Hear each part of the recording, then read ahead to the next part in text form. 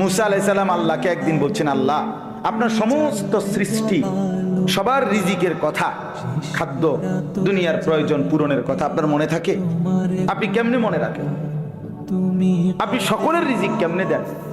আল্লাহ তাআলা বললেন, মুসা তোমার সামনে একটা বড় পাথর আছে, তোমার হাতে লাঠিটা দিয়ে ওটাতে একটা বাড়ি মারো। তাফসিরে রুহুল মাআনিতে আমি নিজে পড়ছি, আরবি তাফসির। মুসা আলাইহিস সালামকে আল্লাহ বললেন এই পাথরটার মধ্যে লাঠি দিয়ে আঘাত কর। মুসা আলাইহিস সালাম আঘাত করলেন, লাঠির একটা পাট মানে একটা অংশ পাথরের ভাঙ্গা পড়েছে।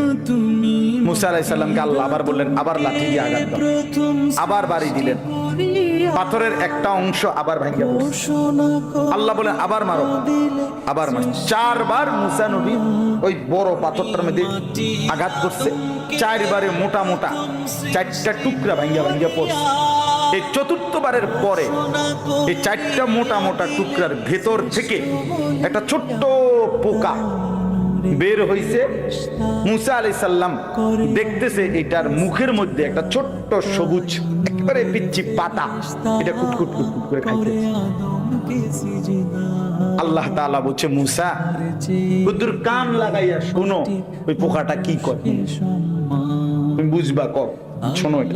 মুসা নবী কান লাগাইয়া শুনতেছে ওই ছোট্ট পোকাটা যে গভীর পাথরের ভিতরে ছিল, সে বলতেছে সুবহানা মান ইয়ারানি ওয়ালা ইয়ানসানি